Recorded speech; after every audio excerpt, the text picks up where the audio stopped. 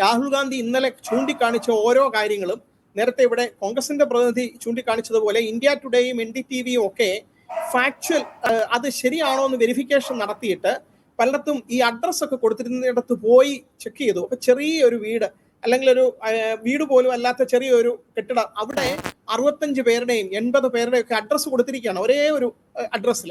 അതേപോലെ ഒരു പേര് കൊടുത്ത് എന്തോ ഒരു ശ്രീവാസ്തവ, അത് 3 മണ്ഡലങ്ങളിൽ പേരുണ്ടെന്ന് പറയുന്നു, UP-യില്, മഹാരാഷ്ട്രയില്, കേരളത്തില്. ആ പേര് പരിശോധിച്ച് അതിനെപ്പറ്റി ഫാക്ട് ചെക്ക് നടത്തി. അതിനകത്ത് പറയുന്നത് അയാള് മഹാരാഷ്ട്രയിലുണ്ടായിരുന്നു, UP-യിലുണ്ടായിരുന്നു, അവിടുന്ന് പേര് മാറാതെ ഇവിടെ വന്നിരിക്കുന്നു, ഇവിടെ പേര് ചേർത്തിരിക്കുന്നു, മറ്റിടത്ത് വോട്ട് ചെയ്തില്ല എന്നൊരു വെർഷൻ. പക്ഷെ എങ്ങനെയാണ് ഇലക്ഷൻ കമ്മീഷൻ ഈ പേര് റീറ്റെയിൻ ചെയ്യുന്നത്? ഇത് ഒരു ചെറിയ എക്സാമ്പിൾ ആണ്. ഈ തെളിവുകളും ഈ രേഖകളും മുഴുവൻ ഇലക്ഷൻ കമ്മീഷന്റെ കയ്യിലാണ്. ഇതെല്ലാം ചോദിക്കുമ്പോൾ കൊടുക്കുന്നത് എന്താണ്? ഹാർഡ് കോപ്പിയാണ് കൊടുക്കുന്നത്. രാഹുൽ ഗാന്ധി ചോദിച്ച ഒരു കാര്യം ശരിയല്ലേ? സാധാരണക്കാരനായ ഒരു പൗരന് കഴിയാത്തൊരു കാര്യം. ഇപ്പോൾ പ്രതിപക്ഷത്തിന്റെ 10-35 പേര് ഒരുമിച്ചിരുന്ന് 6 മാസത്തോളം പണിപ്പെട്ടാണ് ഈ കാര്യങ്ങൾ പുറത്തു കൊണ്ടുവന്നതെന്നാണ് അറിയാൻ കഴിഞ്ഞത്. ഈ കാര്യങ്ങളൊക്കെ ഡിജിറ്റൽ റെക്കോർഡായിട്ട് എന്തുകൊണ്ട് കൊടുത്തുകൂടാ? ഇത് അപ്ലോഡ് ചെയ്ത് കഴിഞ്ഞാൽ സാധാരണക്കാർക്ക് ഇത് പരിശോധിക്കാൻ ഒരു അവസരം കിട്ടും. എന്തുകൊണ്ട് അത് ചെയ്യുന്നില്ല?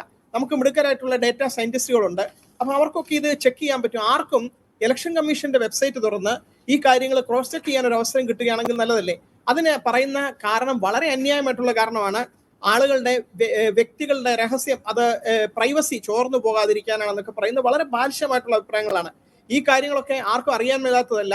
പൗരന്മാരുടെ പേര്, അഡ്രസ് ഒക്കെ ഇലക്ഷൻ കമ്മീഷൻ അവരുടെ വെബ്സൈറ്റിൽ കൊടുക്കുകയാണെങ്കിൽ നമുക്ക് സാധാരണക്കാരായിട്ടുള്ള പൗരന്മാർക്ക് അത് ചെക്ക് ചെയ്യാനുള്ള ഒരു അവസരം കിട്ടും. അടുത്തത്, ഈ CCTVയും വീഡിയോ എവിഡൻസും എന്തുകൊണ്ട് ശേഖരിച്ച് വെക്കുന്നില്ല? ഈ ചോദ്യങ്ങൾ, ഓരോ ചോദ്യങ്ങളും വളരെ നിരുത്തരവാദപരമായിട്ട് ഇലക്ഷൻ കമ്മീഷൻ ഇതിനൊന്നും മറുപടി പറയാതെ ആ റൂൾസിനകത്തെ 20 സബ് ക്ലോസ് 3 ഒരു അഫിഡവിറ്റ് ഫയൽ ചെയ്യാനാണ് പറയുന്നത്. ഇന്നലെ കപിൽ സിബലിന്റെ ഒരു വാർത്താ സമ്മേളനത്തിൽ അദ്ദേഹം ചോദിച്ചത്, ഈ അഫിഡവിറ്റ് ഫയൽ ചെയ്ത് കഴിഞ്ഞാൽ അതിന്റെ പുറത്ത് ഒരു തീരുമാനമെടുക്കാനുള്ള സമയം കഴിഞ്ഞു. അപ്പൊ 2024 ഇലക്ഷന്റെ കാര്യത്തില് രാഹുൽ ഗാന്ധി ഇപ്പൊ കൊണ്ടുപോയി അഫിഡവിറ്റ് ഫയൽ ചെയ്തിട്ട് എന്താ ഉദ്ദേശത്തിലാണ് ഇലക്ഷൻ കമ്മീഷൻ ചോദിക്കുന്നത്? വളരെ സുതാര്യമായിട്ട് നടത്തിക്കൊണ്ടു പോകുന്ന ഒരു സംവിധാനമാണ് ഇലക്ഷൻ എങ്കിൽ ഇലക്ഷൻ കമ്മീഷൻ ഒന്നും ഒളിപ്പിക്കാനില്ല. നിങ്ങളുടെ തെളിവുകൾ കൊണ്ടുവരും, നോക്കട്ടെ എന്ന് പറയും. ഇത് അവർ തന്നെ കൊടുത്ത തെളിവുകളാണ്. രാഹുൽ ഗാന്ധിക്ക് ഈ ഡേറ്റ മുഴുവൻ കൊടുത്ത ഇലക്ഷൻ കമ്മീഷനാണ്.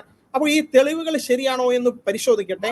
പരിശോധിച്ച് ഇതിനകത്ത് എന്തെങ്കിലും അട്ടിമറി നടന്നിട്ടുണ്ടോ, അല്ലെങ്കിൽ ഏതെങ്കിലും ഉദ്യോഗസ്ഥന്മാരുടെ വീഴ്ച കൊണ്ടാണ് ഇത് കൂട്ടിച്ചേർത്തപ്പെട്ടെങ്കിൽ അവർക്കെതിരെ ആക്ഷൻ എന്തുകൊണ്ട് എടുക്കുന്നില്ല? അല്ലെങ്കിൽ ഇത് മനഃപൂർവ്വം ആരെങ്കിലും ചെയ്തതാണെങ്കിൽ ആരാണെന്ന് കണ്ടുപിടിക്കാനുള്ള ബാധ്യതയുണ്ട്. ക്രിമിനൽ കേസുകൾ നിൽക്കും. ഇത് ഇവിടെ കൊണ്ട് നിൽക്കത്തില്ല. ഇത് ഇപ്പോൾ ജനങ്ങളുടെ മുന്നിലാണ്. പക്ഷെ ഇത് ക്രിമിനൽ കേസുകളായിട്ട് കോടതി വരാനുള്ള സാധ്യതയുണ്ട്. അവിടെയാണ് എന്റെ ക്വസ്റ്റ്യൻ. ഇത് ഒരു രാഷ്ട്രീയ വിഷയമായി ഉന്നയിക്കുന്നതിനപ്പുറം ഒരു ക്രിമിനൽ കേസായി മാറണമെങ്കിൽ നോക്കൂ, കർണാടകയിലെ മഹാദേവ്പുര എന്ന ഒരു അസംബ്ലി സീറ്റിലെ മാത്രം സ്പെസിമിനാണ് രാഹുൽ മുന്നോട്ട് വെച്ചിട്ടുള്ളത്. കർണാടക ഭരിക്കുന്ന കോൺഗ്രസ് ആണ്. ഒരു FIR ഇടണ്ടേ? സമാനമായി ഇത്തരം അട്ടിമറികൾ നടത്തുന്ന മുഴുവൻ സംസ്ഥാനങ്ങളിലും, പ്രത്യേകിച്ച് ഇന്ത്യ മുന്നണി ഭരിക്കുന്ന സംസ്ഥാനങ്ങളിൽ നിന്ന് കേസുകൾ ഉണ്ടാവണ്ടേ? നല്ല നിയമപരമായി മുന്നോട്ട് പോകുമോ? എനിക്ക് തോന്നുന്നത് ഓരോ ഇൻസിഡന്റ് ആയിട്ട് പല കേസുകളായിട്ട് കോടതിയിൽ വരാനുള്ള സാധ്യത തുറന്നു കിട്ടിയിരിക്കുകയാണ് ഇപ്പോൾ ആദ്യത്തെ പടിയായിട്ട് ഇത്രയും ഹോംവർക്ക് ചെയ്ത് ഇന്റൻസീവ് ആയിട്ടൊരു സ്റ്റഡി നടത്തിയിട്ട് ഇത്രയധികം ഡേറ്റ ജനങ്ങളുടെ സമക്ഷം വെച്ചിരിക്കുകയാണ്.